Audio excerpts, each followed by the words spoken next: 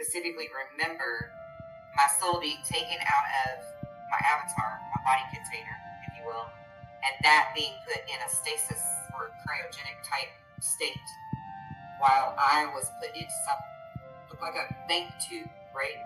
A bank chute at the drive-through of the bank. It looked like I was being put in one of those type of cylinders, right? And I just curled up in a ball and was in the cylinder, and it shot me out this, I guess a wormhole is the best you can explain it, right? It was like kind of light. And now I'm at the point where I'm not afraid any longer that they can harm any of the people that I love or myself or interfere. Because every time they've tried, I'm simply just laughing it off at this point. You know, I don't let it affect me emotionally. And I felt that energy. I felt that energy. I was like, yeah, because George Norrie, Linda Moulton Howe, several of them are now infiltrated. And I was literally told by a very high up person that I need to stop calling them out because it will be professional suicide for me. And I'm like, no. I don't make any money at this gig right now anyway. So, you know, I'm just going to keep pushing through, and I'm going to keep calling them out because they're being infiltrated.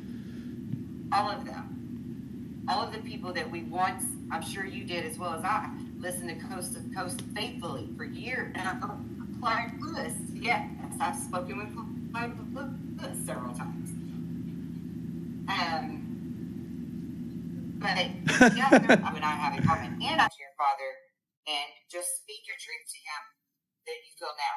Don't worry about any kind of past residual energies or anything like that. Just speak your truth to him now before he leaves this earth plane, so that you don't have those regrets. Because I feel like you will have those regrets, and then we're going to have to work to heal you from that too. Okay? So reach out to him and just speak your truth to him. Jesus, the teachings of Jesus, which I'm trying to come more directly to, but this environment is not nurturing of the genuine stuff. It's very orthodox. But you also probably recognize ancestor, calling the ancestors maybe, or invoking that word, which they're against, as well as tarot and divination and pendulum, which I guess you're all for. They're actually not. If you look at the true beliefs. Well, I mean the local interpretation, the people that we might meet. That's right. The church. Right. Okay. The church is no different than a political structure. The church has rules and guidelines of what you can believe, and who you should be, and how you should act, and how you should respond to them. It's political, right? The church, the establishment. Jesus' words is what I live by, right? Jesus' teachings, his belief system, which is not, honest to God, not that far off from the way that Aleister Crowley was living and practicing, or fortunately, Kabbalah, mysticism, hidden knowledges. That's why they're hidden, because people like Jesus got killed, and people like Aleister Crowley got turned into, okay. They got the word Christian from your belief system, first of all, what that means. Or serving God, or being orthodox, or take out that a perfection idea, an idea of being perfect or something. Yeah, because none of us are perfect. Okay. I smoke cigarettes. Right. I roll my own, 100% natural tobacco, no chemicals, no flame retardants, no nothing that's going to cause any of those bad things that cigarettes cause. Okay? Because I had a Native American grandfather that chewed tobacco and smoked a pipe his entire life. He never had any kind of those health problems that are supposed to be attributed to tobacco products. It's simply because of the ingredients that are put in there. Okay? So I smoke cigarettes and I don't feel bad for it. I am not apologetic about it. I like a little Crown whiskey once in a while. I'm going to sit down and have me a shot or two of Crown. I am not going to feel bad about it. Because I'm strong in my spirit and I'm not letting any kind of demons in. Now, that's not to say that you can just go out and get drunk and wasted and you're going to be totally okay and protected. Because number one, that's not good for your health and your body. And number two, when you are sloshed, you are allowing spirits in. That's why they call alcohol spirits, right? Because you're allowing in different spirits, different alcohols, different drugs, whatever. You're allowing them in, and it's all about moderation, right? Everything you do should be in moderation. Right. I'm all for using marijuana. I'm all for using CBD oil or smoking it or whatever. I mean, Everything that we have on this planet was put here for a reason. We just have to be smart enough to know what that reason is and to use it responsibly. As long as we're using it in moderation and responsibly, there's nothing wrong with doing it. Nobody should feel bad for what they do, right? Don't feel bad. That's that trick that they're playing on you. Society has taught us that, if we're this, then we're not good enough. Mm-hmm. So, and that's why a lot of my clients, I have to teach them self-love, because we're taught in society not to love ourselves, not to put ourselves first, and that everything that we want and desire that really makes us feel good must be met, right? So you need to feel bad when you've sinned. And that's all just a bunch of gimmicks, fear porn, if you will, to keep you in the corral in something, right? So take that out of your head. Be in a Mad Max Beyond Thunderdome type lifestyle. Without power for an extended period of... Right. Yeah. However, there is another option here, and this is why I'm on this planet, to truly free people and unshackle them in the knowing that we can actually keep all of that from going that direction. It's not a difficult thing, right? People are making thousands of dollars off of bullshit techniques. Right. That 90% of the time don't actually work in the end. Mm-hmm. Just throw your money away, waste a lot of energy and effort in trying to do something that didn't work. And it's really simply about shifting your perspective. And in order to shift your perspective, it's just like any other habit, right? If you've got a bad thought, like, this is going to really F me up, or, that's bad luck, or, this, or, that.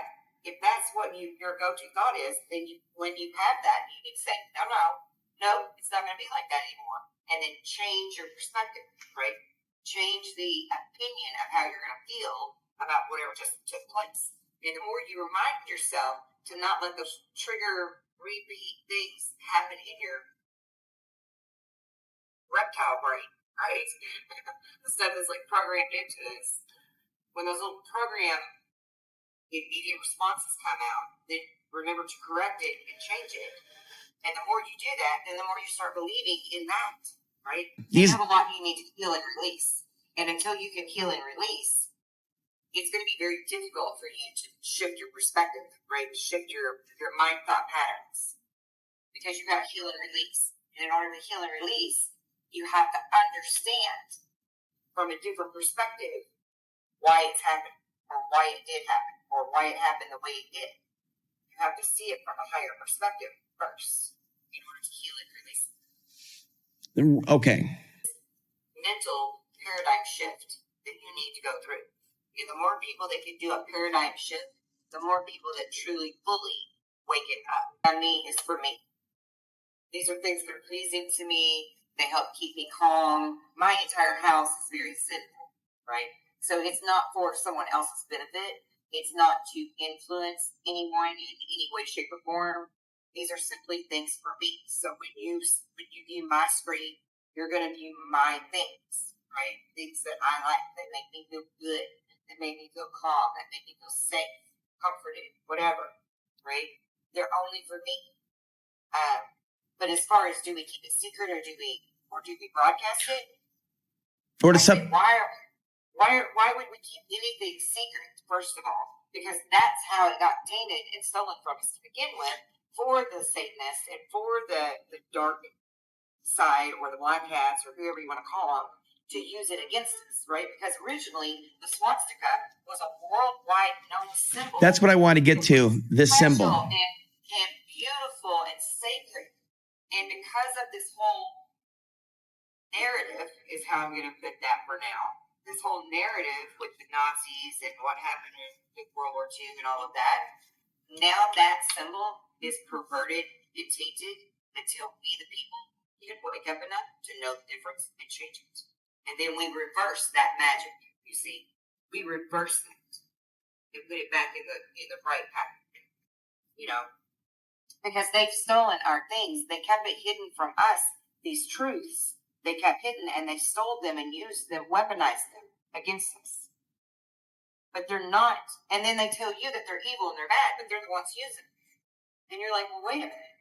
You're telling us they're evil and bad, but you're using them. Are you evil and bad? And the answer is not always going to be yes, because I use those symbols and I'm not evil or good. I am 100% good light, 100%. I don't wish anything on anybody, ever, except for goodwill. And I use these symbols. I make sigils. I have King Solomon's 2 of his seals tattooed on my body. These are powerful portals, if you will. Sure. And I'm not saying that aliens aren't real, but aliens are not going to save us, because my slogan on my website is that we are who we've been waiting for. Right. We are who's going to save us, but we have to wake up enough, and including understanding that, yes, you're very near a sacred energy sector, but until you can move past the dogma or the definitions that you think should be placed upon you, that this and this will happen, or that this and this is happening, until you can move through that into a freer air to where you're saying, it doesn't matter what kind of residual energy is here that's negative, it can't affect me. I'm only going to tap into the ancestral sacred energy and be empowered through it, right? So you have to clearly know in your mind that the negative energies cannot hurt you unless you allow it, because everything works on free will, everything. And it was yours on some level, free will, in an agreement that said, yeah, this is the rules, so that's what's going to happen to me, right? Change your opinion of that, and then your free will says, no, this is not going to happen to me. I don't care if that is the rules. The rules changed. And now I also get labeled New Agey or witchy. And I'm just saying, and I don't feel that I'm those things. I don't even like labels. Gnostic is one label, but I don't really identify with other Gnostics that I see on Facebook groups. They say spiritual things, but there's not much depth to what they're saying. They seem confused. That's why I just say spiritual, because really spiritual is more of an all-encompassing word.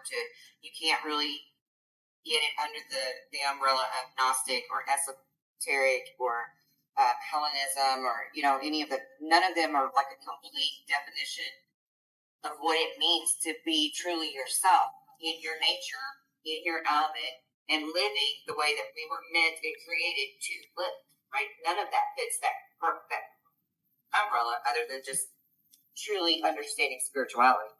And to understand spirituality, you are balancing the self with the outer world. And that's everything. That's nature, that's business, that's politics, that's religion. Like you're understanding it all. Okay, that's not a hybrid. Okay. What is a font? So I specifically remember being in a different body on a different planet, and hearing the call that Earth was going to need us for something.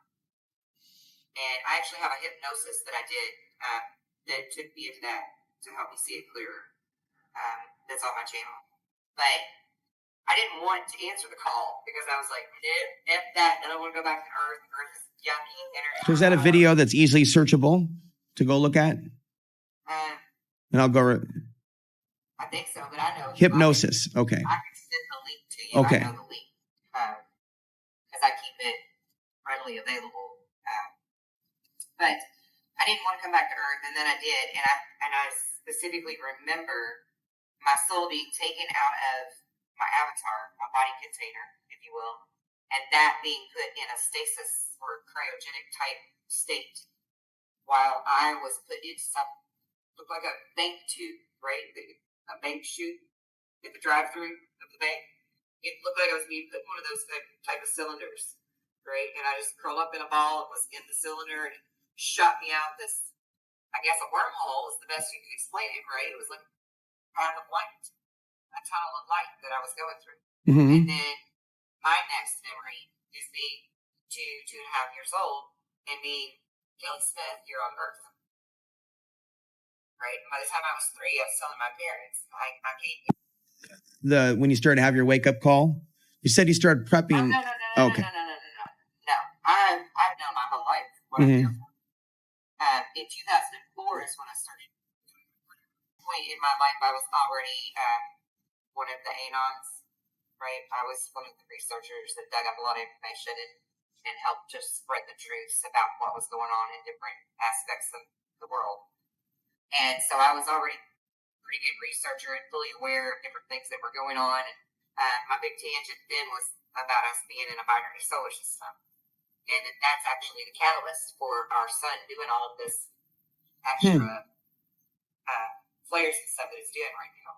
And so continue to flare to continue to do its ejections until it goes micronova. They've heard of supernova.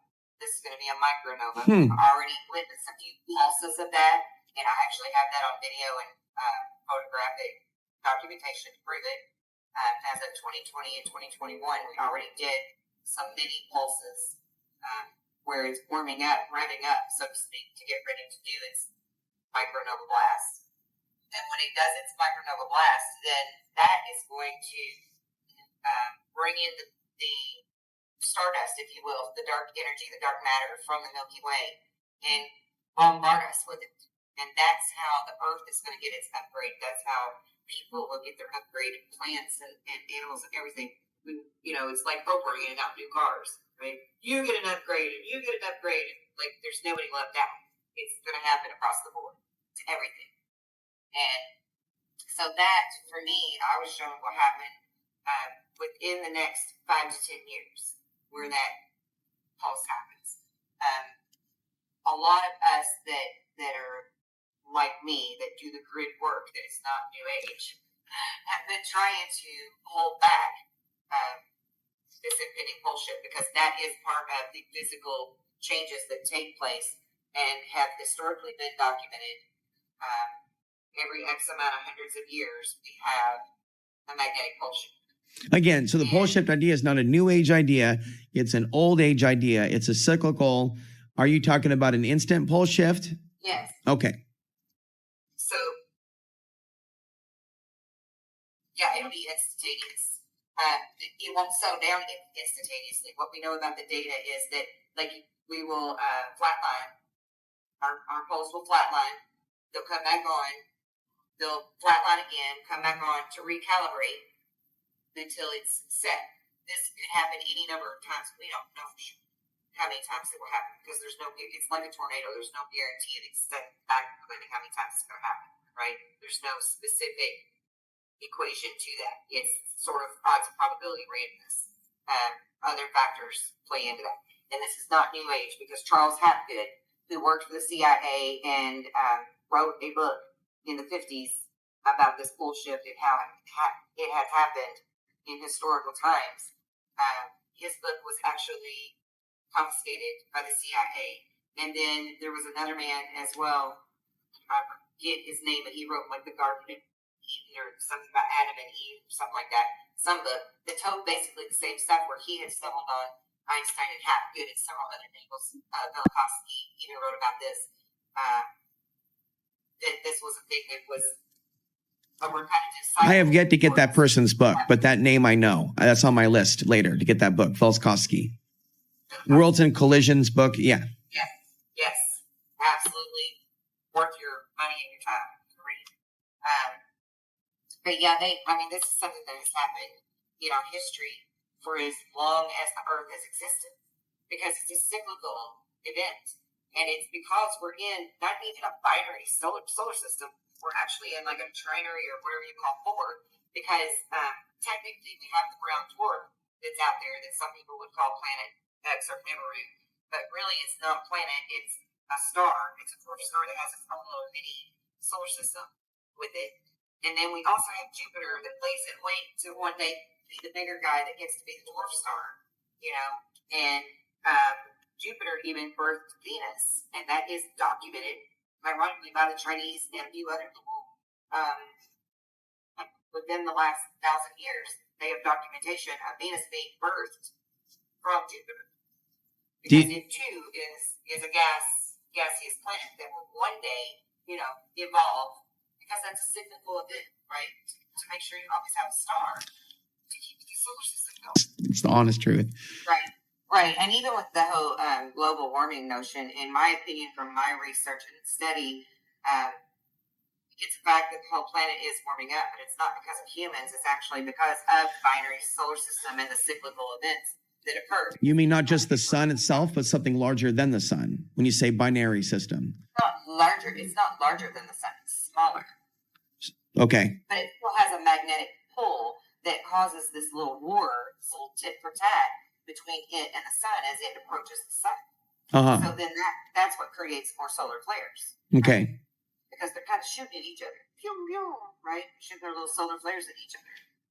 But as it comes around the sun and then passes Earth is what could create our pole shift to happen from its magnetic influence over us, right? It will dominate as it goes past us because it'll be closer to us than our actual main star is at the time of passing. And in history, they've written about this, that on its onward approach toward the sun, we will experience events like earthquakes, volcanoes, things like that, right? But then, and they're not so bad. It's when it comes back, if it's closer to us, that things will get back, right? This is when things can really get back. And so that's why I'm trying to teach people to understand that we are more powerful than what we've been led to believe. And led is the true word to use there.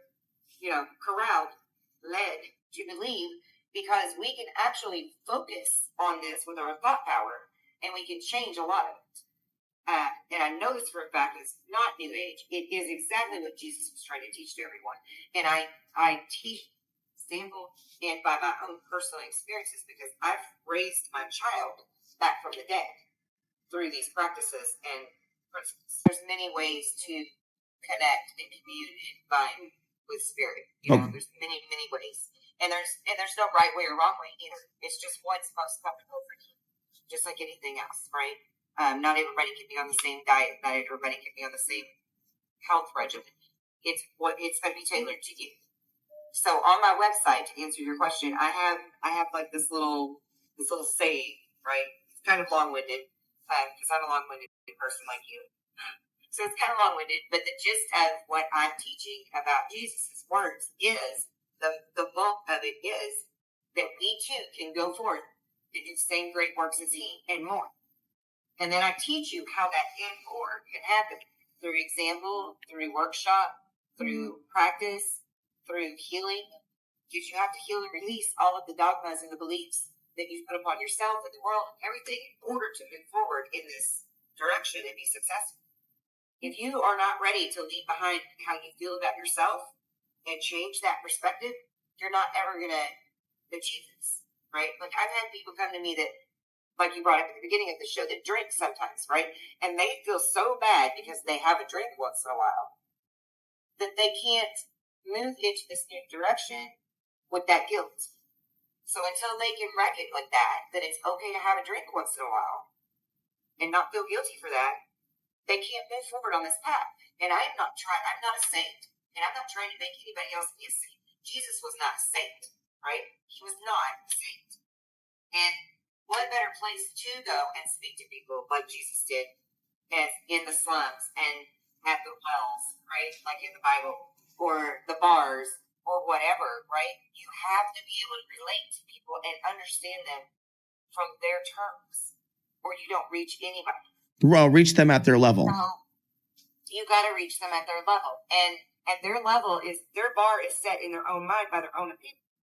So until their opinion of their self rises, you can't raise the bar. Okay, so aliens have been visiting our planet for tens of thousands of years, right?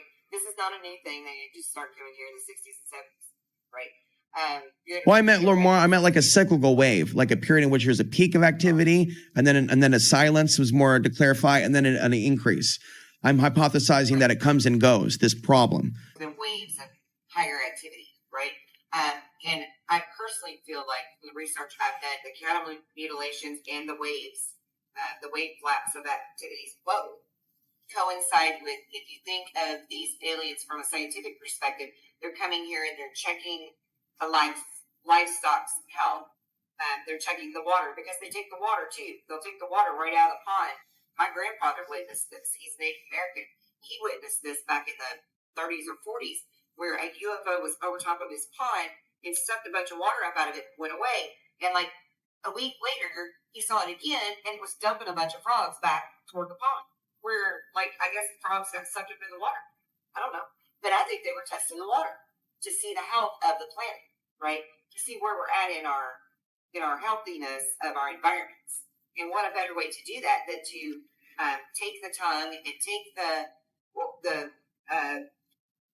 sexual organs of the cows or sheep or a goat or whatever and test them, because all of what we consume through our environment is going to go in through our mouth and it's going to come out through the other end, right? So those are the two ends that you would need to check for environmental contaminations if I were a scientist. Okay, so all of that makes perfect sense to me. And so the wave flaps are when these things seem to have an uptick. And because we don't understand them, or because we've got some Native Americans with some voodoo story of, they got a curse put on them or whatever, and they didn't really no disrespect to them, but they didn't know how to think for themselves, right? They just went with the folklores and the superstitions and stuff instead of understanding things fuller. So in their opinion, like Skinwalker Ranch, that's a whole thing that I could talk about.